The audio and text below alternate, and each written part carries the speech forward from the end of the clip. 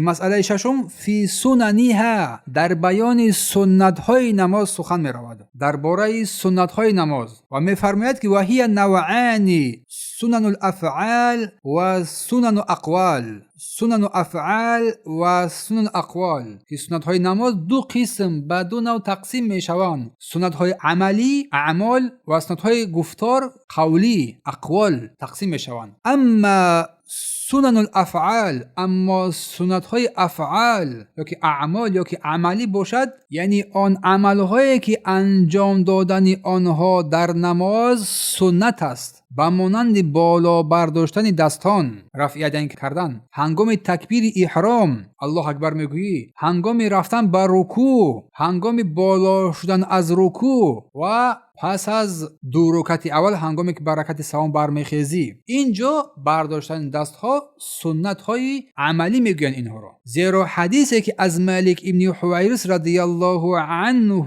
روایت است در نماز پیامبر صلی الله علیه و سلم هنگامی که نماز میخوان تکبیر میگفت و دستانش را میبرداشت که میخواست بر رکوع برود باز هم رفع یدین میکرد و هنگامی که از رکوع برمیخواست باز هم رفع یدین میکرد و در رکعت سوم همچنین. حدیث مالک ابن حویرث در صحیح مسلم تحت رقم 391 بارک الله فیکم و او نقل کرد که رسول الله صلی الله علیه و سلم همین طور عمل میکردند در داخل نماز. دیگر از عملهای فعلی، سنت های فعلی، گذاشتن دست راست در بالای دست چپ یا گذاشتن آن بر بالای سینه وقتی قیام یا پایینتر از آن و نگاه داشتن نگاه چشم به محل سجده و جدا نگاه داشتن هر دو پای در حالت قیام راست ایستادن، نه پهن میکنی نه جوسیبت و گرفتن زانوها با دستان هنگام رکوع، که پنجه دست خود را از زانو میداریم و روشن و راست نگاه داشتن پشت در رکوع و سر را نیز با پشت برابر کردن. این از سنت های فعلی که در داخل نماز انجام مییابد. اما سنت های گفتاری باشد،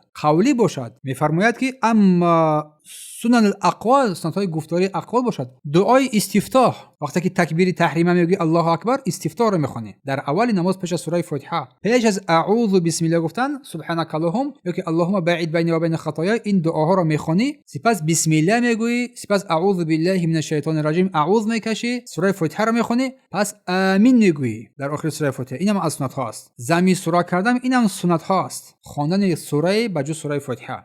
و همچنین در حالت رکوع با علاوه سبحان ربی العظیم یا که سبحان ربی الاعلی یک بار 3 بار گفتن یا که زیاده از این گفتن، اینم سنت های قولی هست. و دعا کردن پس از تشهد پیش از سلام، اینم سنت هست. پس از تشهد و پیش از سلام اینم از سنت هاست. پس این بود سنت های نماز که دو قسم هستند، قولی و فعلی. بارک الله فیکم.